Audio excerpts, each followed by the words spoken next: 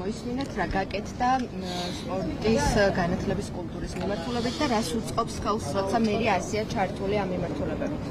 დღეს კახკალაძეს ჰქონდა კიდევ ერთი ანგარიში, რომელიც შეეხებოდა ამჯერად კულტურის განათლების, სპორტის, ახალგაზრდობის სფეროს და თბილისის მოქალაქეებმა ნახეს თუ რა გაკეთდა კახკალაძის მერობის პერიოდში. ამას პრეზენტაციის გარეშეც ყოველ დღე ყველა ჩვენგანი თავის თვალით ხედავს იმ სპორტულ მოედნებს, რომელიც აღარ დარჩათ უბანი, სადაც მოწყობილი სპორტული მოედანი არ არის. ხედავს იმ დახმარებას მათ შორის, რომელიც განათლების სფეროში არის, დღეს ითქვა რიცხვებით 11,000 ადამიანი გადამზადდა, საიდან 75% დასაქმდა სწორედ ამ გადამზადების წყალობით. ასე რომ არის ბევრი მიმართულება, სადაც თბილისის მერიამ რადიკალურად შეცვალა მანამდე არსებული მდგომარეობა და შესაბამისად, რა თქმა უნდა, მომავალი 4 წლისთვისაც იქნება შემდეგ გეგმები წარმოდგენილი იმისთვის, რომ ერთის მხრივ გამყარდეს ეს მიღწევები და კიდევ უფრო გაუმჯობესდეს შედეგები. მერობის კანდიდატის დასახელებას აქვს როგორც პარტიული, ისე ცესკოში რეგისტრაციის და განცხადებასთან დაკავშირებით ყველაფერს შეიტყობს.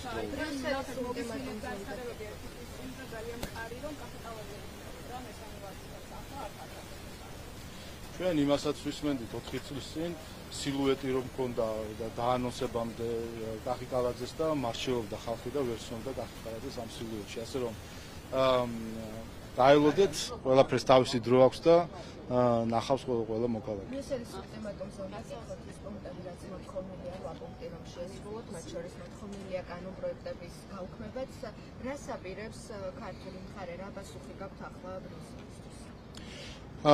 მოქალაქეებმა უნდა გაიაზრონ რა მოთხოვნები იქნა წამოყენებული ბრიუსელის მხრიდან. ორი საკითხია, ხო? ერთი ეხება ოჯახური ღირებულებების და ბავშვთაოფლების დაცვის კანონ პროექტს და რაზე აქვს საუბარი, მარტო სათაური ხო არ არის. მთავარი საკითხი რაც არის ამ კანონში, არის ის, რომ ქალი ვერ გახდება კაცი და კაცი ვერ გახდება ქალი. ანუ ბრიუსელი გვეუბნება, რომ ჩვენ ავყვეთ ცრუ იდეოლოგიას და ვთქვათ, რომ კაცი შეიძლება გახდეს ქალი. აი ეს არის სინამდვილეში, რაც არის მოწოდებული ამ კანონთან დაკავშირებული, ხომ ამას ეხება, რომ კაცი ვერ გახდება ქალი, ქალი ვერ გახდება კაცი, ის რომ ეს ცრუ იდეოლოგია არის და არ უნდა ისწავლებოდეს ამ იდეოლოგიით, არ უნდა ხდებოდეს ტვინის გამორეცხვა ბაღებში და სკოლებში და უნივერსიტეტებში და ასე შემდეგ. ეს იგივეა, რაც ბრიუსელს მოეთხოვა, რომ გვეღიარებინა, გვეთქვა, რომ დედამიწა არის ბრტყელი. აი იმავე განზომილების ცრუ იდეოლოგია არის იმის თქმა, რომ კაცი შეიძლება გახდეს ქალი, როგორც იმის მოთხოვნა, რომ თქვა, რომ დედამიწა არის არა მგვალი, არამედ არის ბრტყელი. ევროპაში გვახსოვს ჩვენ პერიოდი, როდესაც ამას ამტკიცებდნენ, რომ დედამიწა არის ბრტყელი და ვინც ამბობდა, რომ დედამიწა ბრტყელი არ არის, კოცონზე წვალდა. აი ზუსტად ამას მაგონებს მე ბრიუსელის დღევანდელი ქცევა, რომელიც ითხოვს, რომ თქვათ, რომ დედამიწა მგვალი კი არ არის, ბრტყელია, ანუ თქვათ, რომ კაცი ვერ გახდება ქალი, ეს კი არ თქვათ, რომ კაცი შეიძლება გახდეს ქალი. და თუ ამას არ ვიტყვით, თუ ამას არ ვიტყვით, გვპირდებიან, რომ მათ ცრუ იდეოლოგიურ კოცონზე დაგვწვავენ. აი ესაა, ჯერ ეს უნდა შევაფასოთ, იმისთვის, რომ გავიაზროთ, რასთან გვაქვს საქმე. და მეორე საკითხი მოთხოვნებიდან ეხება გამჭვირვალობას. ანუ ბრიუსელი გვეუბნება გამჭვირვალობას და რას? დადასტურებულად დღეს ვიცით. ამერიკის შეერთებული შტატების ახალმა ადმინისტრაციამ აღიარა და ამხილა უცხოური დაფინანსება ამერიკული ამ შემთხვევაში, რომ მითი ხდებოდა ყალბი იდეოლოგიების დანერგვა, ხდებოდა დემოკრატიებისთვის ძირის გამოთხრა სხვა ქვეყნებში, ხდებოდა საზოგადოებების ასე ვთქვათ ძირის გამოთხრა, მათი დაპირისპირება, ხელისუფლებების ცვლილებაში ფულის ჩადება და ეგრეთ წოდებული რეჟიმ ჩეინჯების დაფინანსება. ეს აღიარებულია. შესაბამისად, რა თქმა უნდა, ევროპული დაფინანსების წილიც არის ამ ყველაფერში და ესეც არის ფაქტი და მხილებული. ჩვენ ვიცით, რომ ევროკავშირის ფულით საქართველოში ფინანსდებოდა რადიკალიზმი, ექსტრემიზმი, პარტიული მედიები და ასე შემდეგ. ეს ყველაფერი ვიცით. დადასტურებულად ვიცით, რომ ევროკავშირის ფულით ფინანსდებოდა და კვლავაც ფინანსდება ექსტრემიზმი საქართველოში. და ვიცით იმიტომ, რომ შემთხვევით ვარკვევდით რაღაცეებს, როდესაც ვიღაცას ხან პოსტით გაშიფრავდა თავის დაფინანსებას, როგორც დროამ გაშიფრა და გავიგეთო, თუნდაც პარტიას აფინანსებდა ევროკავშირის ფულით, რაც არის დარღვევა ყველაფრის საერთოდ. და ამ შემთხვევით ვიგებდით ამ ყველაფერს და ამ ახალი კანონმდებლობის მიხედვით, რომელიც გამჭვირვალეობს ეხება, ამ ყველაფერს მოქალაქეები გაიგებენ და ზუსტად ეს არ უნდა, როგორც ჩანს ბრიუსელს, რომ ვიცოდეთ, სად მიდის მათი ფული. ანუ ბრიუსელი ჩვენ შესაძლოა თქვენი პოლიტიკის გამო დავუკვირდეთ ვიზა ლიბერალიზაცია. ამასაც ვერაფერს. არანაირი გულდები შესრულებული და ქვეყანამ თქვენი პოლიტიკის გამო დაკარგოს ვიზა ლიბერალიზაცია, რომელიც ძალიან დიდი სიკეთეა ევროინტეგრაციის გზაზე ქართველი ხალხისთვის. ბრიუსელი გვეუბნება, რომ ჩვენ ვთქვათ, რომ დედამიწა არის ბრტყელი, ანუ ვთქვათ, რომ კაცი შეიძლება გახდეს ქალი და ბრიუსელი გვეუბნება, რომ ჩვენ სუვერენიტეტი არაფერს არ ნიშნავს. ჩვენი ბრძოლა დამოუკიდებლობა არაფერს არ ნიშნავს და ბრიუსელიდან უნდა თავად წყვეტდნენ რა დააფინანსონ და როგორ ის უჩუმრად ჩვენი საზოგადოებისგან უჩუმრად. აი ამას გვეუბნებიან, ამას გვეუბნებიან. კაცი ხალი იყო, ანუ ამას ამტკიცებთ ამდენი წელი თქვენი მმართველობის პირობებში. დიახ, აქეთკენ ზუსტად აქეთკენ მიყავდათ, რომ ეს ყველაფერი სამართლებრივადაც გამყარებულიყო და ზუსტად ამისი ჩაკეტვა მოხდა ამ კანონმდებლობით. ხალი კაცი გახდებოდა და კაცი ხალი ამ ქვეყანაში. წადით ნახეთ ევროპაში სადაც კაცი ხალი ხდება დიახაც სამართლებრივად.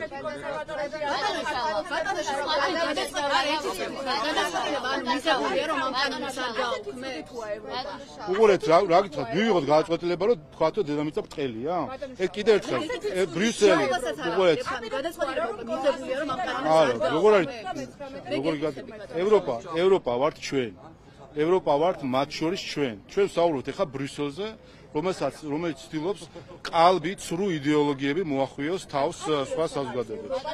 გადაწყვეტილება არის თუ არა მიღებული, რომ კანონებს არ გააუქმებთ. თუ შეიძლება რომ ამაზე იმუშაოთ, იმიტომ რომ ამაზე დამოკიდებულია ვიზა ლიბერალიზაციის ბედი. ბრიუსელის ბიუროკრატიამ გადაუხვია ევროპულ ღირებულებებს და ესაა ზუსტად რაზეც ვსაუბრობთ, მოუწოდეთ ამდენ ხანი, რომ დაუბრუნდნენ ადამიანის უფლებების პატივისცემას, დაუბრუნდნენ სამართლებრივ სახელმწიფოს იდეის პატივისცემას. დღეს ბრიუსელმა გადაუხვია თავის იმ კალაპოტს, რაზეც დამყარებული არის ევროკავშირი, გულისხმობ ევროპულ ღირებულებებს და ამის მოწოდებაა, რომ დაუბრუნდნენ ევროპულ ღირებულებებს და თქვა, რომ დედამიწა არის გვალი და არა დედამიწა ბრტყელი.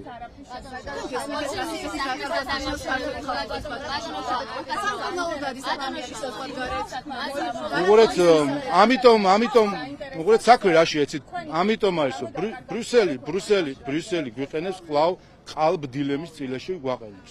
და ყალბი დილემა მდგომარეობს ასე, რომ თითქოს ან უნდა იყოს უვიზო მიმოსვლის შესაძლებლობა, ან უნდა ვთქვათ, რომ ამისთვის უნდა ვთქვათ, რომ დედამიწა არის ბრტყელი. ეს არის ყალბი დილემა, რომელსაც აყენებს ბრიუსელი. აქ არ არის კავშირში არ არის არც ევროპული ღირებულებები და არც ევროკავშირი მისი ღირებულებებიდან გამომდინარე. აქვე შეგახსენებ, არა, უფრო კარგი რამეს გეტყვით, უყურეთ მის ეს ამ კანონებს შორის რომელს აირჩევდა? აი რომ მკითხოთ ახლა საქართველოს მოქალაქეებს. მაგას ქვია ევროპაში თუ თქვენი მიღებული ეს კანონები. რომელს აირჩევდა? აი ზუსტად ამას ქვია ყალბი დილემა, როდესაც ამასეთ ყალბ დილემას გვიყენებდი მაგალითად სააკაშვილთან დაკავშირებით ასევე ბრიუსელი. რომ მოკვდეს მაშინ რა მოხდება? აი რომ მოკვდეს რა მოხდება? რომ ასე იყო. ამას ქვია არა, უყურეთ შანტაჟის, მისმენთ ეს არის შანტაჟი. შანტაჟის მთელი იდეა არის ცრუ დილემების დაყენება. აი რასაც მაგალითად ხოშტარი აკეთებდა, როდესაც დაიწყო შიმშილობა. რომ ამბობდა მე თავს მოვიკლავ, თუ რაღაცა არ მოხდება.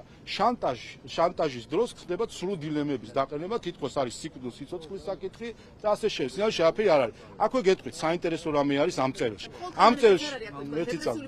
გეტყვით კიდე რა არის ამ კანონში. ერთი წამი. კიდე ერთი თავარი თქვენ ვსაუბრობთ თუ ჩემი აზრი გაინტერესებს. ხო და აი უყურეთ პასუხო. ფუნდამენტური უფლებების დაცვას. ვისმენთ გავი თქვენი აზრი გაიგო თქვენ მაყურებელნი. ეხლა ჩემი აზრიც მივაწოდოთ. უყურეთ ამ წერილში არის კიდე ერთი საინტერესო მომენტი და ამაზე გთხოვთ ყურადღება გაამახვილეთ. ამ წერილში ფაქტობრივად აღიარებულია, რომ დიპლომატიური და სამსახურული პასპორტებისთვის ვიზის შეჩერება იყო საერთაშორისო სამართლის და ხელშეკრულების დარღვევა. ამ წერილში მითითებული არის, რომ ევროკომისიამ დიპლომატიურ პასპორტებზე ვიზის მოთხოვნის შემოღების რეკომენდაცია გასცა იმის გამო, რომ ზოგადად პასპორტებთან დაკავშირებით ამოწმებდა შესაბამისობას. არანაირი კავშირი ჩვეულებრივი პასპორტების ან ზოგად ვიზა ლიბერალიზაციის გადაწყვეტილებასა და დიპლომატიური პასპორტებისთვის უვიზო რეჟიმის შორის არ არსებობს. ერთი ეფუძნება დიპლომატიური პასპორტები ეფუძნება 2010 წლის ხელშეკრულებას, მეორე ეფუძნება ზოგად გადაწყვეტილებას საქართველოს მოქალაქის პასპორტთან დაკავშირებით. ამ წერილით ევროკავშირმა აღიარა, რომ მან დაარღვია საერთაშორისო სამართალი, დაარღვია 2010 წლის ხელშეკრულება, საერთაშორისო ხელშეკრულება და ამით უკვე ფაქტობრივად გვაქვს ფაქტი, რომ ევროკავშირი ბრიუსელის სახით არის საერთაშორისო სამართლის დამრღვევი და რატომ აკეთებს ამას, ხომ აბსოლუტურად რეპუტაციულ ზიანს აყენებს საკუთარ თავს და მსოფლიო ასპარეზზე ჩდება როგორც საერთაშორისო სამართლის დამრღვევი იმის გამო, რომ გამოიყენოს ეს რაღაც სადამსჯელო და შანტაჟის ინსტრუმენტებად საქართველოს წინააღმდეგ. ბატონო, მისის საქმესთან დაკავშირებით პარლამენტთან მიმდინარეობს ექსპერიმენტი და სადამოძებო მოქმედება. სტრასბურგის სასამართლოს მოთხოვნა იყო და რეკომენდაციას რამდენად მნიშვნელოვანია, რომ კითხვებს გაეცეს პასუხი. სხვა თემებიც გვაქვს რა. როგორ არ დაჯილა ორ ადამიანს ახლა მიესაჯა რამდენიმე წელი ამ ძალადობის გამო, რასაც ჩვენ დეკემბერში ხედავდით და პროცესები მიდის კვლავ და ყველა დამნაშავე დადგინდება. რამდენიმეს უკვე მისჯილი აქვს დეკემბერში ძალადობასთან დაკავშირებით. მოქალაქეებს არ გეკითხებით. მიმდინარეობს საგამოძიებო ექსპერიმენტები ხალხს მასისხლიანებდნენ და კლავდნენ რუსთაველის გამზირზე. ვინმე არის დასჯილი? კიდევ ერთხელ უყურეთ, დეკემბრის მოვლენებთან დაკავშირებით გვაქვს რამოცემულობა, რასაც ჩვენ ვაკვირდებით ევროკომისიის მხრიდან. ეს არის, რომ ამართლებენ პარლამენტის დაწვას. ამართლებენ პოლიციელებისთვის მოლოტოვის კოქტეილის სროლას. ამართლებენ ძალადობას, რომელიც მოდიოდა. გინა მოგისმენიათ? არა. სხვა რაღაცას გეკითხეთ. მისმინეთ. ადამიანები ის გამო არის. აი, აგინოთ. მოგისმენიათ, რომელიმე მითხარით ევროკავშირის ელჩის ერთი განცხადება, რომ გერმანიის რომელიმე მათი ელჩის ერთი განცხადება. ევროკომისიის რომელიმე წარმომადგენლის განცხადება, რომელსაც დაგმო მოლოტოვის კოქტეილი, რომელსაც დაგმო პარლამენტის დაწვა, რომელმაც არა, ჩემი კითხვა ხო იცით რა უინტერესებს უყურეთ რომელიმე დაგმო ძალადობა ევროკავშირმა დაგმო პარლამენტის დაწვა და მოლოტოვის კოქტეილის არა დიახ როდესაც არ გმობს როცა ევროკომისია ნაცვლად იმისა დაგმოს ძალადობა პარლამენტის დაწვა მოლოტოვის კოქტეილის სროლა ამითი ამართლებს და ეს არის სინამდვილეში მთავარი სირცხვილი რასაც ბრიუსელი აყენებს ევროკავშირის ევროპულ ღირებულებებს როდესაც ძალადობა დღეს ევროპის სახელით ხდება საქართველოში ჩვენ რასაც უყურებთ, ყველა ეს ძალადობა, მუქარა, სიძულვილის ენა, ბულინგი, ყველაფერი ეს ვისი სახელით ხდება? ევროკავშირის სახელით, ევროკავშირის დროშის და ევროკავშირის წარმომადგენელი ელჩების სოლიდარობით. ჩვენ ნახეთ, რომ გერმანიის ელჩი სოლიდარობას უცხადებს და ევროკავშირის ელჩი სოლიდარობას უცხადებს პოლიციაზე თავდასხმას. ამას ხო არანაირი კავშირი ევროპულ ღირებულებებთან არ აქვს. ეს არის ყველაფერი გარდა ევროპული ღირებულებებისა, ეს არის გზა საბჭოთა კავშირისკენ და ჩვენ ვართ საბჭოთა კავშირში ნამყოფი.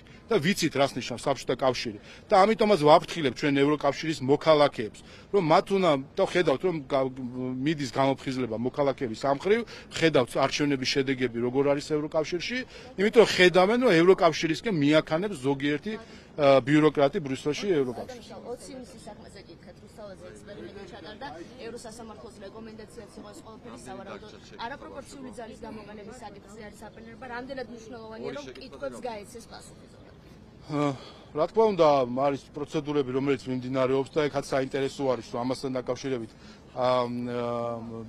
ჩუმად არიან დღეს არასამთავრობო ორგანიზაციები და მათი დონორები და პირიქით ხედავთ რომ ასე ვთქვათ ამ ხრივ ვეღარანაირი პრობლემას თითქოს ვერ ხედავენ მიუხედავად იმისა რომ არის პირდაპირ დავალება სტრასბურგის სასამართლოს მხრიდან ამიტომ ნახოთ ანუ გადაწყვეტილების არსია რომ მოხდეს უფრო დეტალური გამოძიება ტარდება რა შედეგები დადგება ამას შევხედავთ.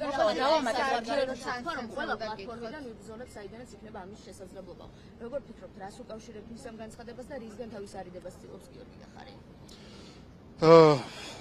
გიორგი გახარია არის გუშინავს თქვი არის სიტუაციური მატყუარა რაც დადასტურდა არა ერთხელ მათ შორის საგამოძიებო კომისიაზე მაგ 3 წუთში ორი სხვადასხვა რამ თქვა რომ ელჩები არ ახსოვს ვისთან რა ქონდა საუბარი გადადგომის წინადღეს და 5 წუთში თქვა რომ ამერიკის ელჩი შეხვდა და ვიცით რომ უცხო ქვეყნის ელჩების დავალებით გადადგა ის საბოლოო ჯამში თავის თანამდებობიდან სიტუაციური მატყუარა არის და ამავე დროს ხედავთ რომ მას პასუხისმგებლობის აღებას უნარი არ აქვს გარბის ყველა შემთხვევიდან. გაიქცა 2021 წელს საქართველოს ოცნებიდან, ეხლა გაიქცა თავის პარტიას და ასე დარბისთან იტყუება. ასე რომ რა ვიცი, რა გითხრათ, მისი ასე ვთქვათ, პროფილი და მისი ასე ვთქვათ რა ღირებულებების მატარებელია, ამას ყველა ხედავს პირდაპირ ეთერში. დავამატებ შეიძლება გიორგი გახარიაზე, ბატონიშავა, გიორგი გახარიაზე. კანონოდ გავრცელების ამბავზე ორი პირი არის დაკავებული. ნაციონალური დანაშაულია. გახარიაზე დავამატებ შეიძლება, მაგრამ გიორგი გახარია ამბობს, რომ თავისთავად აქ კიდევ ერთხელ ხაზგაუსვა უსაფრთხოების სახელმწიფო უსაფრთხოების სამსახურს, ისე როგორც მთლიანად უსაფრთხოების სისტემის ეფექტიანობა საქართველოში. ხედავთ თქვენ რა ხდება ჩვენს გარშემო, ხომ? ესე იგი გუშინ წინ მტრადაც ხადებდნენ ჩვენს რეგიონში ვიღაცას, გუშინ მეგობრად და დღეს ისევ ბომბავენ. ასე რომ აი ესე ყოველდღიურად იცვლება უსაფრთხოების გარემო ჩვენს გარშემო და საქართველოს არის შვიდობის კუნძული ამ ყველაფერში. მიუხედავად იმ თავდასხმებისა, რომელსაც სამწუხაროდ ბრიუსელის მიერ დაფინანსებული ჯგუფები საქართველოში ახორციელებენ ჩვენს უსაფრთხოების სისტემაზე უპირველეს ყოვლისა. ბატონიშავა, გიორგი გახარია დავუშვებთ, შეიძლება ახლა სტრასბურგშია, თუმცა გიორგი გახარია ამბობს, რომ ქვეყნის ყველაზე ეფექტური ახლა არის გიორგი გახარია ახლა ამბობს, რომ ქვეყნის ყველაზე ეფექტური არის ბრიუსელში. დახურულ ტელევიზიაში რომ შევიდა პროკურორობა. ამ შემთხვევაში ეს არის გზავნილი და მედიებისთვის, რომ შემდეგი შეიძლება ის თქვენ თვითონ დახურულია ტელევიზია და რა გზავნილი უნდა იყოს. იმიტომ ტელევიზია გარდა იმისა, რომ არის მედია, არის ორგანიზაცია, სადაც არის ფული და როგორც ამ მისი მეპატრონი ეს ფული გაფლანგეს. ასე რომ ახალი ამაში არაფერი არ არის. ამაში არაფერი ახალი არ არის. ეს საკითხი დიდი ხანია საზოგადოებამ იცის თავად ამ ხარეების კინკლაობით, რასაც ჩვენ უყურებდით.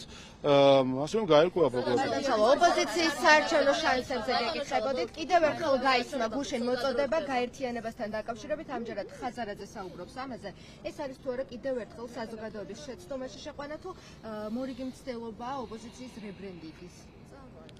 რა ვიცი, ერთად ცალ-ცალკე პირველ მეორეზე გათვლით თუ მეორე პირველზე გათვლით მნიშვნელობა არ აქვს.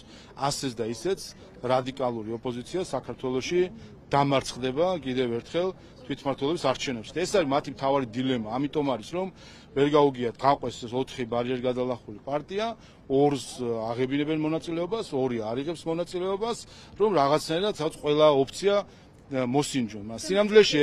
სინამდვილეში მთავარი დილემა რაზღეს რადიკალურ ოპოზიციას და მათ პატრონებს საზოგადოებრივ უდგას არის ის, რომ შევლენ არჩევნებში დამარცხდებიან, არ შევლენ დამარცხდებიან. ანუ მათი ბოლო არის ერთი და იგივე. ასე რომ ამ დილემაში რაც თავარი ამ ჩიხში თავისთავად თვითონ ჩაიგდეს, უბრალოდ მათმა პატრონებმა ჩააგდეს ამ მდგომარეობაში. აი რო უსმენდნენ ზოგიერთ ელჩს და მანდატებზე რო უარი თქვეს, ეხლა მივიდნენ და იმ ელჩს მოკითხონ პასუხი. რო უსმენდნენ ზოგიერთ ევროპელ ბიუროკრატს და ბოიკოტს უცხადებდნენ არჩევნებს, წავიდნენ ეხლა და იმ ევროპელ ბიუროკრატებს მოკითხონ, რატომ შეიყვანეს ამ ადგილში. აი ეს არის ბედი ყველა იმ ადამიანისა, რომელიც ვასალი ხდება სხვისი. აი ზუსტად როგორც ვასალს ექცევიან, ისე მოექცნენ საბოლოო ჯამში რადიკალურ ოპოზიციას, ხედავთ რომ ათამაშებენ ჩვეულებრივად თოჯინები.